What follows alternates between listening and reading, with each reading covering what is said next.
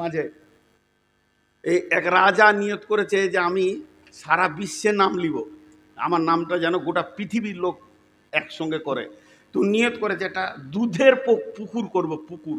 সবাই তো পানির পুকুর করে, দুধের করবে। যে মিস্ত্রিকে দিয়ে ঢালাই দিয়ে পুকুরটা বিরাট বড় করে মোজাক দিয়ে ভালো করে করে দিয়েছে, এবার খালি পড়ে আছে। আর লম্বা একটা ড্রেন করেছে, আর এলাকার সমস্ত ঘোষকে বলেছে সব এক কলসি করে পানি দিবি, এক কলসি করে দুধ আজ রাতে দিয়ে দিবি। তাহলে 1 কোটি ঘোষকে বলেছে তোরা কোথা পাবি জানি না, এক কলসি দুধ এই ড্রেনে ঢেলে দিবি, সকালে উঠে দেখবো যে হ্যাঁ দুধের পুকুর হয়ে গেছে, আমার নাম হয়ে যাবে, ইংলিশ চ্যানেলে আমার নাম চলে আসবে, মিডিয়া জেনে নেবে। এবারে আঁধার রাত, রাজা সারা রাত ঘুমাইছে আর আনন্দ করছে, সকালে দুধের পুকুর দেখবে। সকালবেলায় গিয়ে দেখছে পানির পুকুর, দুধ নেই। তো বলছে ঘোষটিকে ডাক, যে জেলে ভরেছে সবটিকে, জেলে ভরে একটা করে বার করছে আর লাঠি করে 2 বাড়ি করে দিয়েছে। আর বলছে ঠিক করে বল কি দিয়েছিলি? স্যার আমি মনে করছি সবাই পানি দিচ্ছে, দুধ দিচ্ছে, তা আমি পানি দিই না, আমি 1 কলসি পানি দিয়েছি। সবাই পানি দিয়েছে, দুধ কেউ দেয়নি। বুঝতে পারছেন তো? তো আজকে একটু চালিয়ে দেন। এটা তো প্রতিদিনই লোক বলছে আজকে চালিয়ে দেন, আর আমি সুগারের রুগী 12টার আগে নামতে চাইছি। এটা হবে না কোনোদিন, জিদ করে নেমে যাব, তাহলে ওরা বুঝবে যে এইটা করে, নাহলে প্রতিদিন হচ্ছে। যাক, অন্যদিকে চলে যাচ্ছে। তো আল্লাহ তাবারাক ওয়া তাআলা বলেন, এবারে কবরে আদম প্রথম শুয়েছে, হাবিল কাবিল। তো কখন শুয়েছে ডেট তারিখটা জানি না। আমরা একদিন জিজ্ঞেস করছি একটা সাইকুল হাদিসকে, আমি নিজে প্রশ্ন করছি যে বলো তো আদম আলাইহিস সালাম কতদিন আগে পৃথিবীতে ছিল, কোটি বছর আগে? এটা বলতে পারলে বোঝা যাবে যে এতগুলো মাল যে পৃথিবীতে তৈরি হয়েছে, এখন 800 কোটি আছে, তাহলে ওই দুটো প্রথম শুরু হয়েছে, এতগুলো হয়ে গেল এত বছরের মধ্যে। তা আল্লাহ তাবারাক ওয়া তাআলা বলছেন প্রথম কে শুয়েছে ক তারিখে আল্লাহই জানেন। কিন্তু যেদিন পৃথিবী ধ্বংস হবে, সবাই একসঙ্গে মাটি চাপা পড়ে যাবে, কিন্তু সেই দিন একটা জোনাকি পোকা পিপুলিকা বেঁচে থাকবে না, প্রাণ যতগুলো আছে চলে যাবে। ইল্লা মান শা আল্লাহ, আল্লাহ যাকে ইচ্ছা করবেন তাকেই বাঁচিয়ে রাখবেন, এটা একটা আলাদা কথা। কিন্তু দ্বিতীয় সুর যখন ফুঁকবে কবর থেকে উঠবে, ওই কথাটা আল্লাহ এক কথাই বলে দিয়েছেন, ওয়া ইদাল কুবুরু বুসিরাত, কবরে একটি থাকবে না, সব উঠে যাবে। পাগলা খাপা, ছোট বড়, নারী পুরুষ, শিক্ষিত অশিক্ষিত, সব ময়দানে উঠে যাবে। তা প্রথম সব থেকে কবরে কম দিন একটা লোক শুয়ে থাকবে, কদিন? কম, ওর থেকে কম কবরে কেউ শুয়ে থাকেনি। আল্লাহ বলছেন বিসমিল্লাহির রহমানির রহিম, ওয়ানুফিকা ফিস-সূরি ফাসইকা মান ফিস-সামাওয়াতি ওয়া মান ফিল আরদি ইল্লা মান শাআল্লাহু সুম্মা নুফিকা ফীহি উখরা ফাইদা হুম কিয়ামুন ইয়ানজুরুন। ইসরাফিল প্রথম সুর ফুঁকবে, ইসরাফিল দ্বিতীয় সুর ফুঁকবে। প্রথম সুর যখন ফুঁকবে পৃথিবীটা ধ্বংস হয়ে সমস্ত মানুষ মাটি চাপা পড়ে যাবে, গাছপালা, জমি জায়গা, ঘর বাড়ি, অট্টালিকার বড় বড় টাওয়ার, ফ্ল্যাট কিছুই থাকবে না। রেল স্টেশন, নদী নালা, খাল বিল একটা রুটির খোলার মতো ময়দান হয়ে যাবে। সমস্ত মানুষ যারা কবরে আছে কবরে থাকবে, আর যারা বেঁচে আছে তারা কবর অটোমেটিক তাদের হয়ে যাবে, মাটি চাপা পড়ে যাবে। তারপরে দ্বিতীয় সুর যখন ইসরাফিল ফুঁকবে সবাই কবর থেকে উঠবে। তাহলে প্রথম সুর থেকে দ্বিতীয় সুর পর্যন্ত সময় থাকবে 40 বছর। 40 বছর, তার মানে কবরে যে সব থেকে কম সময় ঘুমাবে আল্লাহ তাকে 40 বছর কবরে রাখবি।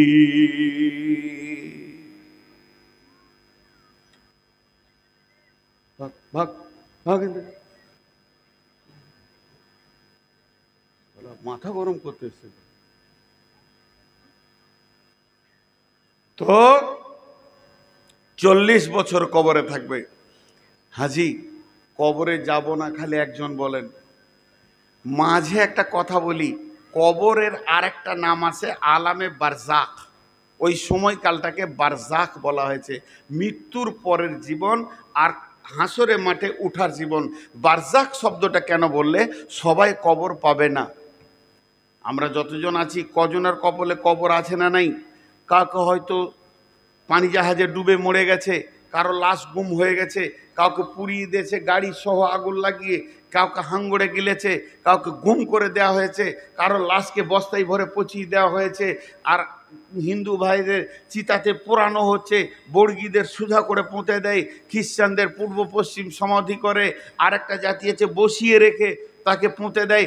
বিভিন্ন রকম করা হচ্ছে পৃথিবীতে। শুধু মুসলিমরাই কবর দেয় তাই না, ইহুদিরা দেয়, তাদের মতো তারা দেয়। তাই যে তার জন্য আল্লাহ নবী বলছেন এই সময়টাকে বারজাক কাল বলে। আল্লাহ রসুল বলছেন বিসমিল্লাহির রহমানির রহিম, ইদা ওয়াদিয়াল মাইয়াতু ফিল কবরি আতাহু মালাকানে ফায়াকুলানে মান রাব্বুকা মা দীনুকা ওয়া মান নবিয়ুকা। ইদা ওয়াদিয়াল মাইয়াতু ফিল কবরে, যখন মাইয়াতকে কবরে রেখে দেয়া হয়, আতাহু মালাকানে, তখন দুইটা ফেরেশতা আছে, তারা দুইজনা একই সঙ্গে বলে, একা একা বলে, একজন শুনে তা নয়, দুইজন দৌত কণ্ঠে বলে, ফায়াকুলানে মান রব্বুকা, তোমার রব কি, মা দীনুকা, তোমার দিন কি, মান নবিয়ুকা, তোমার নবীকে। আল্লাহ নবী বলছেন এই প্রশ্নটা শুধু মুসলিমদের হবে তা নয়, চিতাতে যখন মানুষকে শোয়ানো হয়, ওকে আগুন দেওয়ার আগে ওই প্রশ্ন ওর হয়ে যাবে। বর্গীদের পোঁতা হয়, খ্রিস্টানদের সমাধি হয়, যত রকম হবে না হোক না কেন, মরার পরে বিদায়ের সময় তার সেই প্রশ্নটা হয়ে যাবে। ইয়ার আল্লাহ নবী বলছেন এই তিনটি প্রশ্ন থেকে পৃথিবীর কোনো মানুষ বাদ যাবে না। আল্লাহর নবী পরিষ্কার বলে দিয়েছেন, ইদা ওদিয়াল মাইয়াতু ফিল কবরি আতাহু মালাকানে ফায়াকুলানে মান রাব্বুকা মা দীনুকা ওয়া মান নবিয়ুকা। একটি মজার কথা কি, এখানে একটা মাইয়াত হয়েছে, জি, লাশটা এখানে পড়ে আছে, কোনো একজন ইমামতি করবেন, সবাইকে বলছে ভাই সকল, জানা যায় যে সব লোক এসছেন, আপনারা কাতার সোজা করে দাঁড়িয়ে যান। সব দাঁড়িয়ে গেল। যতটি লোক এসছে সবারই ধারণা আমরা বিদায় দিতে এসছি একটা লোককে। সবারই ধারণা হাজী সাহেব মারা গেছেন, ওকে বিদায় দিতে এসছি। বাড়ি থেকে যখন বের হচ্ছে ভেলিয়ানের লোক, এই পাশের শুক্রাবাদের লোক, লোহাপুরের লোক, আর শ্রীপুরের লোক, যে কোনো গ্রামের লোক মোটর সাইকেল নিয়ে সাইকেল নিয়ে বের হচ্ছে, আর বাড়িতে সবাই বলছে বড় খালু মারা গেল, চাচা মারা গেছে, মামা মারা গেছে, যাই, চা শ্বশুর মারা গেছে, অমুক মারা গেছে, কেউ বলছে হাইসা মারা গেছে, যাই একটু জানাজায় শরিক হয়। জানাজায় শরিক হয় মানে হাজী সাহেবের উপকার হবে না, জানাজায় শরিক হয়, মাইয়াতের কিছু লাভ নেই। চলেন দুটি জিনিস খেয়াল করেন। বিসমিল্লাহির রহমানির রহিম, আফালা ইয়ালামু ইদা বুসিরা মা ফিল কুবুর ওয়া হুসিলা মা ফিস সুদূর ইন্না রাব্বাহুম বিহিম ইয়াউমাইদিল লাখাবীর। আল্লাহ নবী বলছেন যখন তুমি গোরস্থানের কাছে যাবে, আপনাদের পেছনে গোরস্থান রয়েছে, তো ওখানে গিয়ে বলো আসসালামু আলাইকুম ইয়া আহলাল কবুরি ইয়া আহলাদ দিয়ার ইয়াগফিরুল্লাহু লানা ওয়া লাকুম ওয়া আনতুম সালাফুনা ওয়া নাহনু বিল আসরি। আমি মজলিসে উঠলাম, আসসালামু আলাইকুম, অপেক্ষা করলাম আপনারা সালামের উত্তর দিবেন, কিন্তু দুই জায়গায় অপেক্ষা করা যাবে না। রাস্তায় দেখা হলো, আসসালামু আলাইকুম, ওয়ালাইকুম সালাম। দুই জায়গায় অপেক্ষা করা যাবে না। একটা হলো যখন মসজিদে ঢুকবেন, ওয়াসসালাতু ওয়াসসালামু আলাইকা ইয়া রাসূলুল্লাহ, আল্লাহুম্মা ইফতাহলি আবওয়াবা রাহমাতিকা, ডান পাট আগে দিয়ে আসসালামু আলাইকুম বলে ঢুকে গিয়ে মসজিদের প্রথম ইবাদত হচ্ছে 2 রাকাত সালাত, 2 রাকাত তাহিয়াতুল মসজিদ পড়ে নাও। তাহলে এখানে জানো যে আল্লাহর কোনো ফেরেশতা, কোন নেক বান্দা, কোনো জিন আছে, মসজিদে গিয়ে তুমি সালাম দাও, সালামের উত্তর ঠিক দেনেওয়ালা আছে, উত্তরের অপেক্ষা তুমি করিয়া না। আর যখন তুমি কবরস্থানে যাবে, গোরস্থানে তুমি সালাম দাও, সালাম দাও মানে ওখানে সালামটা হয়ে যাবে দিয়া, হে কবরবাসী, ও যত মৃত্যু ব্যথিত কবরবাসী শুয়ে রয়েছে, তোমাদের আত্মারা মৃত্যু যন্ত্রণা সহ্য করে নিয়েছে, এখন নীরব নগরে শুয়ে আছো, আমি একজন জীবিত তোমাদেরকে দোয়া দিছি, তোমাদের ওপরে আল্লাহর শান্তি বর্ষিত হোক। আল্লাহ তোমাদেরকেও মাফ করুন, আমাদেরকেও মাফ করুন। তোমরা আগে এসেছো, তোমাদের সময় কাল আগে ছিল, তোমরা আগে পৌঁছে গেছো, আমরাও পেছনে পেছনে তোমাদের এই জায়গাতেই আসব। একটা আপনাদের বীরভূম জেলাতে একটা গোরস্থানে লেখা আছে, এই রকম মেন রাস্তা, আমি জায়গাটার নাম বলবো না, এই রকম ন্যাশনাল রোডের ধারে বিরাট বড় গোরস্থান, লেখা আছে 3 লাইন কথা। প্রথম লাইনে লেখা আছে, হে পথিক, চলার পথে আমাদের জন্য দোয়া করে যাও। হে পথিক, চলার পথে আমাদের জন্য দোয়া করে যাও। দ্বিতীয় লাইনে লেখা আছে, হে পথিক, তোমরা আজকে যেখানে, আমরা কালকে ছিলাম সেখানে, তোমরা আজকে যেখানে, আমরা কালকে ছিলাম সেখানে। হে পথিক, আজকে আমরা যেখানে, তোমরা আগামীকাল হয়ে যাবে সেখানে। অতএব দোয়া করে যাও। অতএব বন্ধুরে আমার, আল্লাহ তাবারাক ওয়া তাআলা, রাসূল বলছেন, ইয়াগফিরুল্লাহু লানা ওয়া লাকুম ওয়া আনতুম সালাফনা ওয়া নাহনু বিল আসরি। তোমরা আগে আগে এসেছো, আমরা পেছনে পেছনে যাব। এবার একটা এখানে লাশ পড়ে আছে, আমি ইমামতি শুরু করেছি, দোয়া করতে শুরু করলাম, আল্লাহুম্মা গফির লিহাইয়িনা ওয়া মাইতিনা ওয়া শাহিদিনা ওয়া গায়বিনা ওয়া সাগীরিনা ওয়া কাবীরিনা ওয়া যাকারিনা ওয়া উনসানা, আল্লাহুম্মা মান আহইয়াইতাহু মিন্না ফাহি আলাল ইসলাম ওয়া মান তাওফাইতাহু মিন্না ফাতাওফাহু আলাল ঈমান। 10টা কথা বললাম। আল্লাহুম্মা গফির লিহাইয়িনা, প্রথম দোয়া করলাম, যত জীবিত আছে আল্লাহ তাদেরকে তুমি মাফ করো। আগে জীবিত এসেছি মাইয়াতকে দাফন করতে, দোয়া দিছি জীবিতদেরকে। দ্বিতীয়বারে বললাম, ও মাইতিনা, মৃত্যু ব্যক্তিকে তুমি মাফ করো।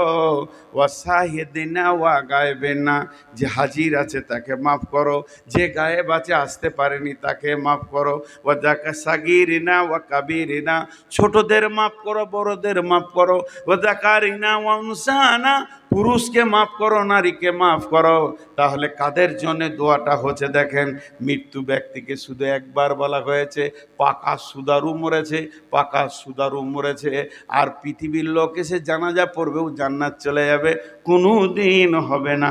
যেমন আমল করবে তেমন যাবে, মানুষ মরে গেলে আমলের লাইন কেটে যায়। অতএব বন্ধুরে, কবর এমন একটি জায়গা, কবরে যাওয়ার আগে কবরের পূর্ব পরিস্থিতি তৈরি করে নিতে হবে। আল্লাহ নবী বলছেন, সেই মাইয়াতকে যখন প্রশ্ন করা হবে, মাইয়াত যদি ঠিক ঠিক ঠিক উত্তর দিতে পারে, মাইয়াত যদি ঠিক ঠিক উত্তর দিয়ে দেয়, তার জন্য জাহান্নামের দরজাটা খুলে দেওয়া হবে। জাহান্নামের আগুন যেন ছিঁড়াছিঁড়ি করছে, গর্জন মারছে। ফেরেশতা বলবে, হে আল্লাহর বান্দা, একবার তুমি জাহান্নামটা দেখে নাও, এই জায়গাটা কত খারাপ। আল্লাহ তোমাকে রহম করেছে, আল্লাহ তোমাকে দয়া করেছে, এই রকম নোংরা জায়গা থেকে আল্লাহ চিরদিনের জন্য তোমাকে বাঁচিয়ে দিয়েছে। যাও তুমি চিরসুখে থাকবে। আর যদি উত্তর না দিতে পারে, জান্নাতটা এক ঝলক দেখে দিয়ে বলা হয়, হতভাগা বদনসিব রে, এত সুন্দর জায়গা থেকে বঞ্চিত হয়ে গেলি বদ আচরণের কারণে। কবর একটা জায়গা, কবর একটা জগৎ। আমাজান আয়েশা বলছেন, আমি বাড়িতে আছি, একটা ইহুদিদের মেয়ে আসলো আমার কাছে ভিক্ষা চাইতে, ইহুদিদের মেয়ে। তো আমাকে বললো, আম্মাজান আয়েশা বাড়িতে কিছু আছে, আমাকে দেন। তো আমি গোটা ঘরে দেখলাম কিছু নাই ইয়া রাসূলুল্লাহ। দুটো খেজুর ছিল, ওর হাতে দিলাম। তো খেজুর দুটো যখন ও হাতে পেল, তো আমাকে দোয়া দিল, আল্লাহ যেন তোমাকে কবরে আজাব থেকে মুক্তি দান করেন, কবরে আজাব থেকে মুক্তি দান করেন। আম্মাজান আয়েশা বলছে, আমি অবাক হয়ে গেলাম, কবরে আজাব হবে নাকি, কবরে আজাব হবে নাকি? এতক্ষণ মধ্যে কিছুক্ষণের পরই রাসূলুল্লাহ সাল্লাল্লাহু আলাইহি সাল্লাম বাড়িতে ফিরলেন। আমি এই ঘটনাটা বললাম, ইয়া রাসূলুল্লাহ, একটা ইহুদিদের মেয়ে এসেছিল, আমি তাকে দান করেছি, খেজুরের দিয়েছি, সে আমাকে দোয়া দিয়েছে, আল্লাহ তোমাকে কবরের আজাব থেকে মুক্তি দান করুন। তাহলে কি কবরে আজাব হবে? আল্লাহ নবী বললেন, আযাবাল কবরি হাক্কুন, আযাবাল কবরি হাক্কুন, কবরের আজাব হচ্ছে সত্য, সত্য, সত্য, সত্য, কবরে আজাব হবেই হবে। এরপরে আম্মাজান আয়েশা বলছেন, আমি ফলো করেছি, তীক্ষ্ণ দৃষ্টিতে শ্রুতিতে আমি শুনেছি, রাসূলুল্লাহ সাল্লাল্লাহু আলাইহি সাল্লাম যত নামাজ পড়তেন ঘরে, প্রত্যেকটি নামাজ, নফল হোক, তাহাজ্জুদ হোক, সুন্নত হোক, যত নামাজ বাড়িতে পড়েছেন, প্রত্যেকটি নামাজের শেষে আল্লাহর নবী কবরে আজাব থেকে আল্লাহর কাছে মুক্তি চেয়েছেন। আমি খেয়াল করে দেখেছি। আর ওই দোয়াটা এমন একটি দোয়া আল্লাহর নবী আজও দিয়ে চলে গেছেন আমাদেরকে। আমরা যখন তাসাহুদে বসে থাকি সালাম ফেরার আগে, শেষ তাসাহুদ যেটা, তখন কবরে আজাব থেকে মুক্তি যায়, আল্লাহুম্মা ইন্নী আউযু বিকা মিন আযাবিল কবরি ওয়া আউযু বিকা মিন ফিতনাতিল মাসিহিদ দাজ্জালি, আল্লাহুম্মা ইন্নী আউযু বিকা মিনাল মাহিয়াই ওয়াল মামাতি, আল্লাহুম্মা ইন্নী আউযু বিকা মিনাল মাসামি ওয়াল মাগরাম। তো প্রথমেই বলা হয়, আল্লাহুম্মা ইন্নী আউযু বিকা মিন আযাবিল কবরি, হে আল্লাহ তুমি আমাদেরকে কবরে আযাব থেকে মুক্তি দাও। একটা প্রশ্ন আমি নিজেই করব, নিজেই উত্তর দিব। আহলে কোরআন বলে একটা গোষ্ঠী বেরিয়েছে, সারা বিশ্বে এরা বিভ্রান্তি সৃষ্টি করেছে। এরা বলছে হিসাব তো হবে কিয়ামতের দিন, তো কবরে আযাব হবে কেন? কি যুক্তি দিয়েছে দেখেন, হিসাব তো হবে কিয়ামতের দিন, তো হিসাবের আগে আযাব হবে কেন? হিসাব হয়ে আমি মুজরিম এটা সাব্যস্ত হবে, প্রমাণ হবে আমি মুজরিম, আমি দোষী, আমি গুনাহগার, তারপরে আযাব চালু হবে, আর কবরে আযাব শুরু হবে, আর কিয়ামতের দিন হিসাব হবে। এটা কেমন কথা ভাইয়া? কবরের আযাব আযাব, কিয়ামতের আযাব আযাব, বেশ শাক আযাব, আযাব মানে আযাব, আযাবের অবিধানিক অর্থ আযাব, কষ্ট। কিন্তু কবরে আযাব সত্য, তাহলে আগে হবে কেন? একটা উদাহরণ দিব। আমার বাড়ি আপনার ভেলিয়ানে, আমি এখানে থাকি, এটা আমার বাড়ি। আমার বাড়ি থেকে দূরে একটা মুদিখানা দোকান আছে, আমি দেশ বিদেশে ঘুরি, ঘরে কম থাকি, ওই দোকানে আমি 12 মাস মাল খাই। সেখানে আমার একটা খাতা আছে, মাল আনি দেয়, সে দেয়, আমার কাছে টাকা চাই না, মাসের শেষে পেমেন্ট করে দিই, আবার কখনো 2 মাসে করি, এটা চলে। একটা কথা বলেন, আমি দোকানদারকে বলছি, ভাই মনে হয় 3 মাস আপনাকে টাকা দিইনি, কতদূর কি হলো? আমার তো আইডিয়া হচ্ছে যা খেয়েছি তাতে 40-এর ঘর ঢুকে গেল নাকি। তা দোকানদার হাসতে হাসতে বলছে, মৌলানা আপনি খান না, অসুবিধা কি আছে, খান। তা আমিও একটু ব্যস্ত, তো হিসাবটা এই এপ্রিল মাসের শেষে বসবো, কিংবা মে মাসের 10 তারিখে বসবো, হিসাবের একটা ডেট হয়ে গেল, হিসাবের দিন হয়ে গেল। তারপরও আমি মালদা যাচ্ছি জালসা করতে, পকেট থেকে একটা 20,000 টাকার বান্ডিল ও টেবিলে নামিয়ে দিলাম, এটা জমা করে এলেন।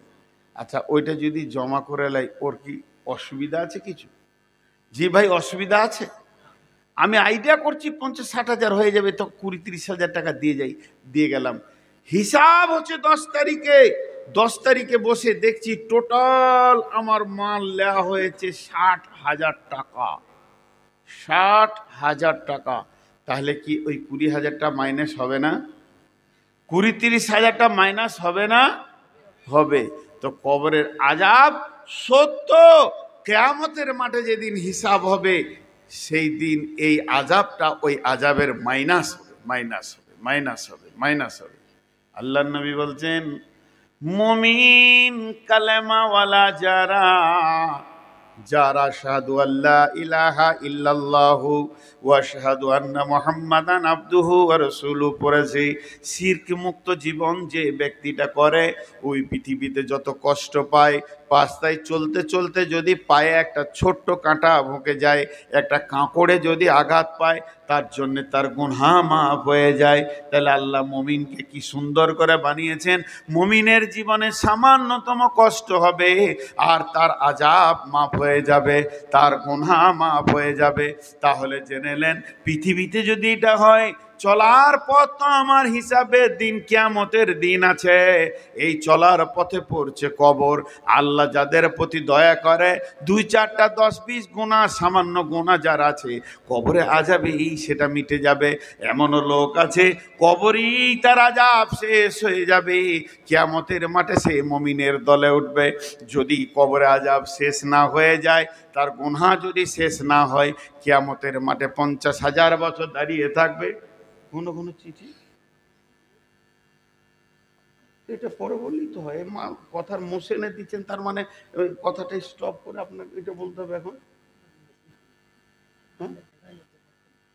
ও দান দেন আপনারা মাসের জন্য দেন। কে কত দিবেন আল্লাহ রাস্তায়? 2-5 হাজার যার কাছে যা আছে দেন। দানের জন্য বলছে, মানে স্টপ বায়ন আর কি। দান আদায় কর। কোথায় এসেছি রে বাবা? দান আদায় হবে ইনশাআল্লাহ। তো সঙ্গে সঙ্গে পৃথিবী থেকে চলা থেকে কিয়ামত পর্যন্ত যত কষ্ট পাবে মুমিনের গুনাহ মাফ হবে। এর জন্য কবরে আযাব বড় সত্য, কবরে আযাব বড় সত্য, কবরে আযাব বড় সত্য। মাটির কবর গৃহে শোয়াই দিলাম যারে, নবী রাসূল সাহাবা ইমাম আল্লাহর ওলি যত আছেন শুইয়া কবর গৃহে, লক্ষ কোটি শত ডাকলেও শত কেউ কখনো আসবে না হায় মাটির বিছানা ছেড়ে, মাটির ওই কবর গৃহে শোয়াইয়ে দিলাম যারে। যতগুলো লোক আছেন আমার কথা বুঝে জবাব দেবেন। যে মাদ্রাসাকে কেন্দ্র করে এই জালসা, সেই মাদ্রাসাকে কিছু দিবেন তো? বলেন ইনশাআল্লাহ। আরে জোরে বলেন ইনশাআল্লাহ। কারণ মাদ্রাসার কমিটি সবসময় ভয় খেয়েছে দিবে কি দিবে না। হ্যাঁ, এটা কথা ঠিক। সারা বছর মাদ্রাসা চলে, এই জালসা কালেকশন ধান ওষুধ দিয়ে আল্লাহ তাবারক ওয়া তাআলা আমাদেরকে চালানো করায়। মুসলমানদের এই অদ্দা আছে বলি চলে। তা অতএব মাদ্রাসাকে দিবেন। আমি 2 মিনিট আর কথা বলে নিই। তাহলে এর নাম হলো কবর। কবর হচ্ছে একটা জান্নাতের টুকরো, কবর হচ্ছে জাহান্নামের সুলঙ্গ। অতএব কবর না দেখে কেউ জান্নাত যেতে পারবে না। এমন সিস্টেমেট আল্লাহ বানিয়ে দিয়েছেন আমাদেরকে, প্রত্যেককেই কবরকে গ্রহণ করতেই হবে, আলামে বারজাক মরতেই হবে, তারপরে জান্নাত জাহান্নাম আছে, মত থেকে কেউ বাদ যাবে না। কিন্তু কবরে প্রশ্ন তো 3টি। হযরতে ওসমান গনি কবর দেখলে ঝরঝর করে কাঁদতেন। সাহাবীরা প্রশ্ন করলেন, আমিরুল মুমিনিন খলিফাতুল মুসলিমিন, আপনি জাহান্নামের কথাতে যত না বেশি কাঁদেন, কবরের কথাতে কেন বেশি কাঁদেন? হযরত ওসমান গনি উত্তর দিয়েছিলেন, ভাই সকল শোনো, আল্লাহর নবী বলছেন যে কবরে ধরা পড়ে যাবে সে সব জায়গায় ধরা পড়বে, আর যে কবরে ছাড়া পেয়ে যাবে সব জায়গায় ছাড়া পেয়ে যাবে। কবর এমন একটা চেকের জায়গা, ইমিগ্রেশনের জায়গা, এখানে ধরা পড়তেই হবে। জি, একটা ছেলের মানে ওই কবর একটা জায়গা, এখানে চেক আপ। আজ ভারতের লোক বাংলাদেশ যাবে, বাংলাদেশের লোক ভারত আসবে, ভারতের লোক আর কোনো দেশ যাবে, সেই দেশের লোক ভারত আসবে, মধ্যখানে বর্ডারে এমন চেক আপ হবে, শুল্ক চেক আপ, শুল্ক কাস্টম আছে, শুল্ক সেখানে চেক আপ, সূক্ষ্ম থেকে সূক্ষ্ম চেক আপ হবে, যে এই লোকটা 1 নম্বর না 2 নম্বর, স্মাগলার না কালাবাজারি, সব চেক আপ করে পার করেই হবে। তা আল্লাহ তাবারাক ওয়া তাআলা ওই রকম কবরে ফেরেশতা দিয়ে চেক করে নেবে, 3টে প্রশ্নতে চেক হয়ে যাবে। জি, এখানে পার হওয়া খুব মুশকিল, একটা ছুঁচ নিয়ে পেরিয়ে যাওয়া খুব মুশকিল। একটা ছেলের কম্বল হারিয়ে গেছে, বুঝলেন, কম্বল। তো গোরস্থানে বসে আছো, সারাদিন ওই গোরস্থানের পাঁচিরটাতে বসে আছে। তো ওকে একজন সকালে হাট যেছে, নোলহাটিতে দেখছে যে বসে রয়েছে রফিকুল, বসে গোরস্থানে। আবার বিকাল আসছে, দেখছে হ্যাঁ ওইখানেই বসে আছে। তোর সম্পর্কে চাচা হলো, তো বলছে ভাতিজা গোরস্থানে কেন বসে রে বাপ, তোকে সারাদিন দেখছি যে গোরস্থানে বসে আছিস, তোর দাদাকে দাদিকে মনে পড়েছে তার লেগে? বলছে না চাচা, ওই যে চেন্নাই থেকে কম্বলটা এনেছিলাম না, ওইটা চুরি হয়ে গেছে। আমার তো ঘর ভালো নয়, ভাঙা চূড়া ঘর, আমি কাজে গেছি খাটতে কোথা, আর কে চুরি করে নিয়েছে। তো তোর কম্বল চুরি করেছে তোর ঘর থেকে চড়ে, আর তুই গোরস্থানে এসে বসে আছিস, তা মনে হচ্ছে মরা লোকে চুরি করেছে নাকি? ওরা দিবে? এই বল ভাই কে নিয়েছিস, দিয়ে দে। যেখানে 5টা লোক আছে জাল সাথে বল একবার মাইকে, আমার কম্বলটা, লাল কম্বলটা নিয়ে চোখে দিয়ে দাও। তো কবরস্থানে বসেছি, খ্যাপা নাকি তুই? ও তখন ওর চাচাকে বলছে খ্যাপা আমি লয়, খ্যাপা তুমি। কেন? বলে তারতেও হাঁপ, দৌড়তেও হাঁপ। হাঁপ মানে কি? দৌড়লে হাঁপ লেগে যায়, হিস ফিস করে, ওটাকে হাঁপ। এক কথাই বলছে তারতেও হাঁপ, দৌড়তেও হাঁপ। আমি আপনার কাছে আম চুরি করেছি একটা, আর আপনি আমাকে লাঠি নিয়ে তেড়েছেন 3 কিলোমিটার। লাভ কি হলো আপনার? আমি যতটা দৌড়েছি আপনি ততটা দৌড়েছেন। চোরও যতটা দৌড়েছে, বাড়ির মালিক অতটাই দৌড়েছে। তার থেকে আমি আম পেয়েছি 50 হাত দূরে ছিলাম, এইটাই পার্থক্য। তা লাভ কি হলো? যে মালিক হয়েও তাকে দৌড়তে হলো, তা লাভ কি হলো? ও তো বলছে চাচা আপনি খ্যাপা আছেন, আমি খ্যাপা লই, তার তো হাঁপ, দৌড়তেও হাঁপ। আমি কম্বলওয়ালার পেছনে কেন দৌড়বো? আমি চেক আপের জায়গায় বসে আছি, যেখানে যাক কম্বল ফেলে যেতে হবে। এখানে আমি দরখাস্ত দিতে এসছি মেন গেটে, এদিকে ঢুকতেই হবে, আমার কম্বলকে ফেলে দিয়ে তারপরে যেতে হবে। কারো বাবার ক্ষমতা নেই একটা ছুঁচকে নিয়ে কবরে পার হয়ে চলে যায়। 4টিখানি কথা নয়, জমি জায়গা সব দাবিয়ে নিচ্ছি, সব ওখানে শুল্ক বেরিয়ে যাবে। কিন্তু শুনেলেন, হযরত ওসমান বলছেন কবরে যে বেঁচে যাবে সব জায়গায় বেঁচে যাবে। কথাটা একবার সত্য নয়, 2বার সত্য নয়, 1000বার সত্য, লাখবার সত্য। তাহলে কবরে প্রশ্ন কয়টা হবে? কবরে প্রশ্ন হবে 3টি। মান রব্বুকা, মা দীনুকা, মান নবিয়ুকা।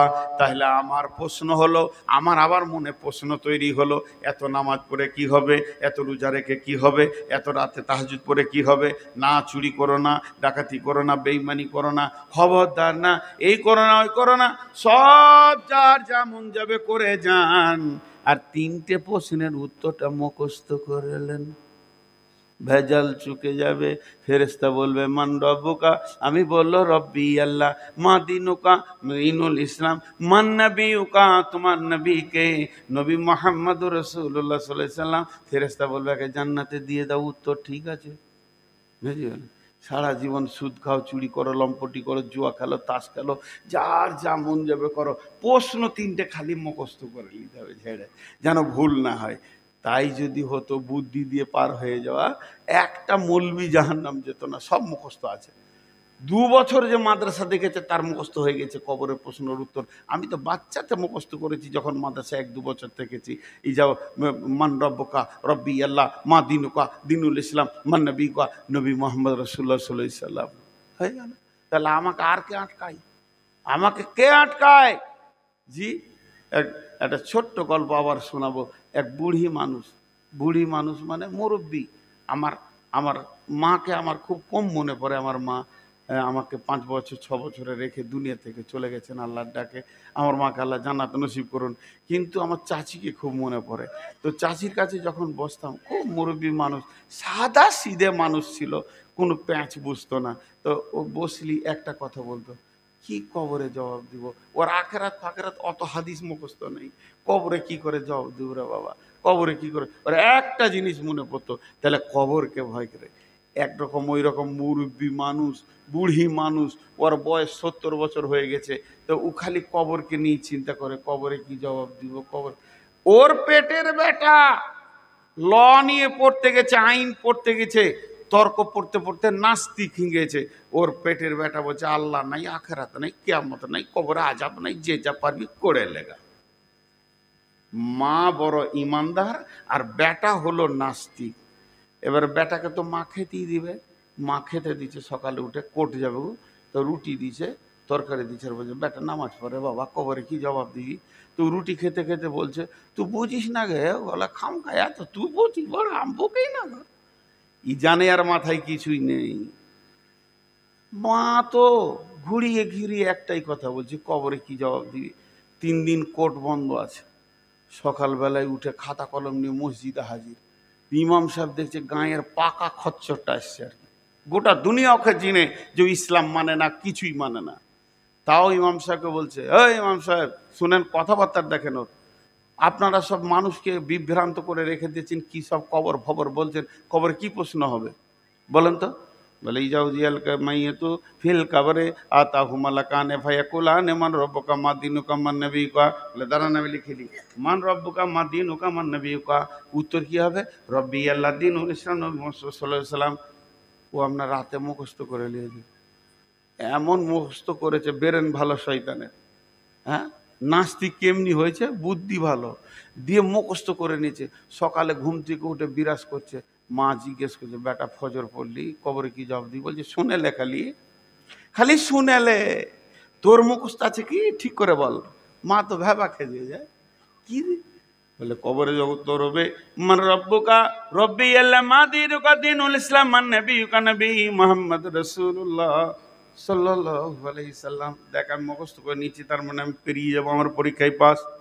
এবার তুই কি করবি দেখ গা, তোর তো মুখস্থ হবে না বুড়ি মাথায়। মা বলছে বেটা রে, তোর পেটে আমি হয়নি, আমার পেটে তুই হয়েছিস। তোর পেটে আমি হয়নি, আমার পেটে তুই হয়েছিস। তাহলে তোকে একটা গল্প শোনাই। 2 বন্ধু ছিল এই গ্রামে, একটা গ্রামে 2 বন্ধু ছিল। এক বন্ধু একটা ময়না পাখি নিয়েছে, এ বাড়িতে খাঁচাতে রেখে দিয়েছে, আর গোটা গায়ে বলে বেড়াচ্ছে আমার ময়না কথা বলে, আমার ময়না কথা বলে। ওর বন্ধু বলছে তর্ক, 1000 টাকা তোকে দিব, তোর ময়না কথা বলে না। বলছে তাহলে চল একটা সাক্ষী নিলে চায়ের দোকানে, চল তোর ময়নাকে দেখতে যাব। সাক্ষীটা যে ময়নার কাছে পৌঁছিয়েছে, তো ময়নাটা বলছে আসসালামু আলাইকুম, কেমন আছেন। সাক্ষীটা বলছে এই তো ঠিকই তো কথা বলছে, 1000 লাগবে। বলে দাঁড়ান না, এবার তুই যা। এবার বাড়ি ময়নার মালিক গেছে, আসসালামু আলাইকুম কেমন আছেন, তো বেশ কথা বলছে। এই দুজনাকে যখন বলেছে, এবার ওর পালা পড়েছে। ও বাড়িতে গিয়ে একটা বড় হাঁদা বিড়ালকে ধরেছে, ওকে ভালো করে ঘাটটাকে চেপে রাগিয়ে রেখেছে, আর ব্যাগের ভেতরে নিয়ে গেছে। এবার ময়নাটা কাছে গেছে, ময়না মাথা নামিয়েছে সালাম দিব বলে, আর হাঁদা বিড়ালটাও সামনে তুলে ধরেছে। বিড়ালটা যখন ম্যাও করেছে, তখন পাখিটা ছিটপিট করে খাঁচার ভিতরে চি করে শব্দ উঠেছে। সালাম ভুলে গেছে, কেমন আছেন ভুলে গেছে। একবার তখন বলছে বাবা দেখ তোর ময়না কথা জানে না, বরং বুলি জানে, আর শিখানো বুলি। এই বিড়াল দেখে ভুলে গেছে, শিখানো বিলি মনে থাকবে না। তুই যেটা মুখস্থ করেছিস, আজরাইলকে দেখলে তুই তো দূরের কথা, তোর বাপেরও মনে থাকবে না। যতই মুখস্থ কর, আজরাইলকে একবার দেখবি, মুনকির নাকিরকে যখন দেখবি, তো তো তো তো তো তো তো হা হা লাদেরি ছাড়া কিছুই বলতে পারবি না। কোনো মুখস্থ কাজে লাগবে না, মুখস্থ করে কবরে গিয়ে কাজে লাগবে না। তাহলে কবরে কি করে প্রশ্নের উত্তর দেবেন, এই কথাটা আমি 3 মিনিটের মধ্যে বলবো। 3টে উত্তর কিভাবে দেবেন। আল্লাহ তাবারাক ওয়া তাআলা বলছেন আলাস্তু বিরাব্বিকুম, আমি কি তোমাদের প্রভু নয়। আমরা বলেছিলাম কলু বালা। তাইলে পৃথিবীর শুরু লগ্নে আত্মাদেরকে বানানোর পরে বললেন আলাস্তু বিরাব্বিকুম, আমি কি তোমাদের রব নই। আমরা বলেছিলাম কলু বালা। এই পড়াটা পড়িয়েছেন কে, আল্লাহ। সাবজেক্টটা পড়িয়েছেন কে, আল্লাহ। সেই দিন প্রফেসর ছিলেন কে, আল্লাহ। শিক্ষক ছিলেন কে, আল্লাহ। মুদারিস ছিলেন কে, আল্লাহ। এবার সারা জীবনটা আল্লাহর ওপরে ভরসা করে চলতে হবে। ওয়ালা রব্বিহিম ইয়াতাওয়াক্কালুন, আল্লাহর ওপরে যে ব্যক্তিটা ভরসা করে দুনিয়া করবে, যার বিশ্বাস আমার আল্লাহ আমাকে খেতে দেয়, আমার আল্লাহ আমাকে রোগ দেয়, আমার আল্লাহ আমাকে সুস্থ করে, আমার আল্লাহ আমাকে সব দিকটা দেখে, সব সব কিছু আল্লাহর হাতে। এই চিন্তা করতে করতে করতে করতে যে ব্যক্তিটা মরে যাবে আর কবরে ঢোকার পরে তার প্রশ্ন এসে যাবে মান রব্বুকা, ও তখন বলবে রব্বি আল্লাহ। ওর মনে পড়বে আমার রব আমার আল্লাহ। প্রথম প্রশ্নের উত্তর হয়ে গেল। দ্বিতীয় প্রশ্ন, মা দিনুকা, তোমার দিন কি? তুমি কোন দিনের লোক? তোমার দিন কি? তোমার ইজিম কি? তোমার মতবাদ কি? তোমার আদর্শ কি? কে বলবে আমার দিনের নাম ইসলাম? তার মানে হচ্ছে কি, ইসলামকে যে আঁকড়ে ধরেছে সেই বলবে আমার দিন ইসলাম। এই বোতলে কি আছে? আমি পান করব? পান করা যাবে কি যাবে না? সবাই মুখ খুলেন। এই বোতলের পানিটা পান করা যাবে কি না? হ্যাঁ। তা এই বোতলে যে কলের পানি এনে দিয়েছে, একটা ফার্স্ট ক্লাস বোতল, পানিটা পান করা যাবে? দেখ, এ ভুল বলে দিলেন। ডান হাতে ছিল তখন যাবে, বাঁ হাতে যাবে না। এর নাম হলো ইসলাম। ইসলাম যে আইন বলেছে ওই আইনকে সারা জীবন যে মেনে চলবে। ইসলাম আমাকে একটা আইন বলে দিয়েছে। যুবক সবাই খেয়াল করি, ইসলামের আইনকে পুঙ্খানুভাবে মানতে হবে। একটা ছোট কথা বলে দিই, একটা ছেলে একটা মেয়ে প্রেম করেছে, ভালোবাসা করেছে, লুকিয়ে গিয়ে বিয়ে করে নিয়েছে। 4 মাস 6 মাস 1 বছর আসেনি, লুকিয়ে থাকলো। দুই ফ্যামিলি মানেনি। দুই ফ্যামিলি বলছে কাটবো, নদীতে ভাসিয়ে দেবো, বেটি লিব না, ছেলে লিব না। ছেলের বাপ বলছে ছেলে আমার দরকার নেই, ওকে কেটে ফেলে দিব। বেটির বাপ বলছে কেটে ফেলে দিব। যতই রাগ করুক 2 বছর পর দেখবেন বেটি জামাইলে ঘুরছে শ্বশুর। হয় কি হয় না? এটা হয়। তা এবার ওদের যে ইসলামের স্ট্রাকচারে বিয়ে হয়নি, কি করে যে বিয়ে হলো সারা পৃথিবী মানছে না। এবার ওরা যখন বাড়ি এলো 2 বছর পর, মেয়ের বাপ বলছে ফরিদা আমার বেটি, মিজানুর আমার জামাই। মেনে নিয়েছে। মেয়ের মা মেনেছে, মেয়ের বাপ মেনেছে, মেয়ের চাচা মেনেছে, মেয়ের ফুফু মেনেছে, মেয়ের মামা মেনেছে, খালা মেনেছে, ফুল ফ্যামিলি মেনে নিয়েছে, ভাই বোন মেনে নিয়েছে। ঠিক ছেলের বাপ, মিজানুর আমার ছেলে, ফরিদা আমার বৌমা। ছেলের বাপ মেনেছে, ছেলের মা মেনেছে, ছেলের মামা মেনেছে, ছেলের মামি মেনেছে, খালা মেনেছে, ছেলের ফুপি মেনেছে, ছেলের চাচা মেনেছে, ভাই বোনরা মেনে নিয়েছে। 2 ফ্যামিলি আনন্দে রয়েছে। আমাদের বেটি জামাই হয়ে গেল, যা ঘটেছিল ঘটেছিল। কিন্তু ইসলামকে জিজ্ঞেস করেন, ইসলাম ফরিদার মিজানুরকে তুমি কি ওদের স্বামী স্ত্রী বলবে? কোরআন বলছে আমি বলবো না, কোনোদিন না। তারা জেনা করছে আর যারও সন্তান তৈরি করছে তাদেরকে আমি মানব না। আমার নিজস্ব একটা আইন আছে, আমার আইনের মতে যদি তারা বিয়ে করে তাহলে আমি মানব। অর্থাৎ ইসলামের একটা নিজস্ব গণ্ডি আছে, আইন আছে। ওই আইনের আওতাভুক্ত নিজেকে থাকতে হবে।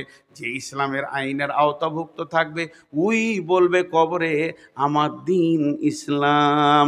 মান নবিয়ুকা, তোমার নবীকে? আমাকে যদি বলেন তোমার নবীকে, আমি এমনি করে হাত দুটো ছেড়ে দিয়ে বলবো দেখো আমার নবীকে। আমার নবী আমার সুন্নত, নবীর সুন্নত আছে, আমি নবীকে মানি, আমি নবীকে ভালোবাসি, আমি নবীর মতো করে চলি, নবীর মতো পেশাব করি, নবীর মতো পায়খানা করি, নবীজির মতো আমি শুই, নবীজির মতো আমি খাই, ডান হাতে খাই বাম হাতে খাই না।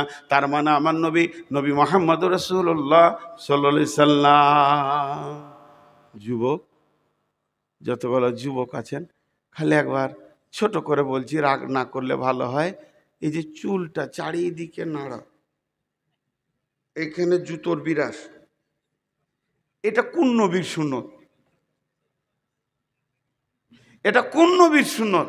আপনি ওই চুলটা এমনি করে লেড়ে দিয়ে বলবেন যে এটা নবী মুহাম্মদ সাল্লাল্লাহু আলাইহি সাল্লাম করেছিলেন। একটা যুবক বলেন, একটা যুবক বলেন, কে বলবে আমার নবী মুহাম্মদ সাল্লাল্লাহু আলাইহি সাল্লাম? কে বলবে যে নবী মুহাম্মদ সাল্লাল্লাহু আলাইহি সাল্লামকে নিজের বডিতে রাখতে পেরেছে? জি, অনেক কথা। খোরাইম বলে একটা ছেলে ছিল, ওর লম্বা চুল ছিল আর পায়ের নিচে, ওর টাকনুর নিচে কাপড় ছিল। আল্লাহ রসুল একদিন গল্প করছেন মসজিদে নববীতে যে মদিনাতে খোরাইম খুব ভালো, কিন্তু ওর 2টা কাজ খুব খারাপ। পায়ের টাকনুর নিচে কাপড় থাকে, মাথার পেছন দিকে চুল থাকে। খোরাইম যখন এটা শুনলো, আমার রসুল এই 2টাতে নারাজ হয়েছে, চুলকে চাকু করে কেটে ফেলে দিয়েছিল, পায়ের নিচের কাপড়কে ছেটে ফেলে দিয়েছিল।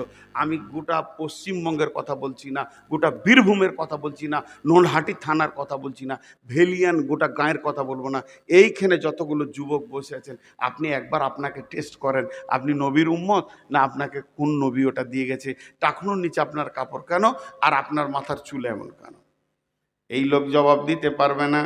কিন্তু যে লোকটা সুন্নত মেনে নিয়েছে, রসুলের খাওয়া উঠা বসা, ও বলবে আমার নবী নবী মুহাম্মাদুর রাসূলুল্লাহ সাল্লাল্লাহু আলাইহি ওয়াসাল্লাম। সকলে জোরে বলেন সাল্লাল্লাহু আলাইহি সাল্লাম বলেন, আমার নবী নবী মুহাম্মাদুর রাসূলুল্লাহ সাল্লাল্লাহু আলাইহি ওয়াসাল্লাম। তাহলে শুনে নেন, আল্লাহ তাবারক ওয়া তাআলা কবরে এই তিনটে প্রশ্নের উত্তর ওই দিতে পারবে যে চিরদিন আল্লাহকে উপরে তওয়াক্কুল করে চলবে। দ্বিতীয় উত্তরটা যে দিতে পারবে যে ইসলামের ওপরে নিয়ে জীবন কাটাবে, আর যে নবী মুহাম্মদ সাল্লাল্লাহু আলাইহি সাল্লামকে আদর্শ মনে করবে, তার উত্তর সে দিতে পারবে।